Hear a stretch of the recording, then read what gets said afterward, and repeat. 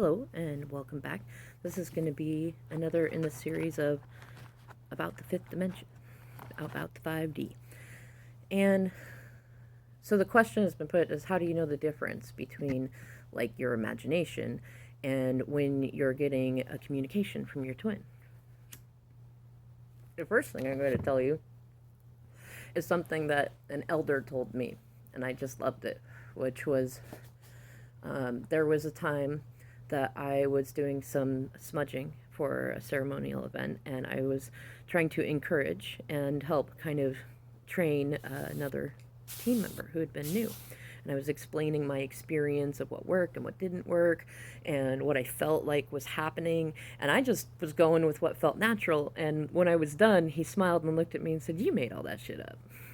And I said, "Damn straight." So what? And he looked at me and he said, "Good. You finally learned."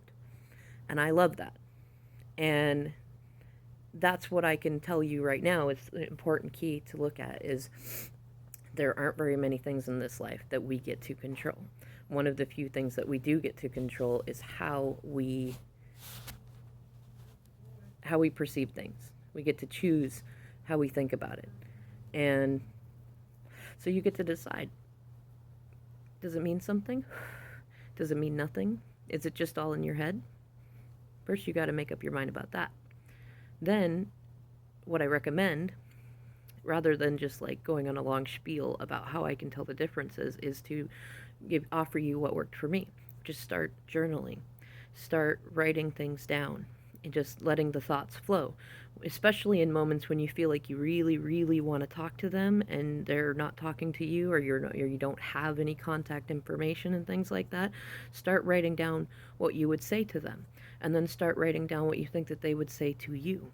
And then when when you have dreams, write them down. And when you start to do that, you will start to notice a difference between like what you want to happen, like your fantasy version of it, versus what's really coming from them.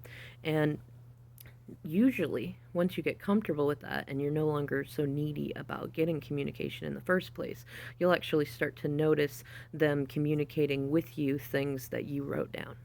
And the more you get comfortable with that, the more affirmations you get, then you'll start to notice the difference between, is this a genuine message from them, or am I just making it up? But that first starts with no longer needing that validation that it's right or it's not. Like, just do it because it feels good. Do it because it fills some of your time. Do it because it helps you feel less anxious. Do it for you and not to try to create a connection that's already there, for one thing.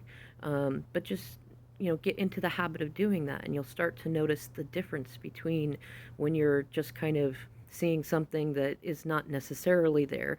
But also keep in mind that just because you're not seeing it validated doesn't mean it doesn't exist.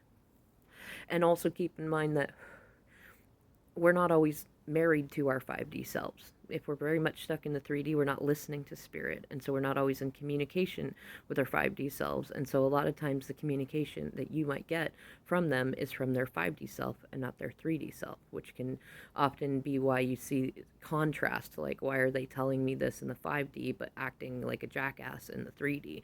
And you need to get more comfortable with having the relationship with their 5D self to where you don't need them to reflect it in the 3D. That's when you're doing the work on your end to connect with your 5D self, and as you do that, they will reflect.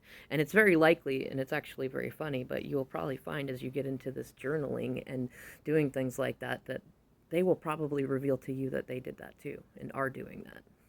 Not likely as intentionally, but you never know.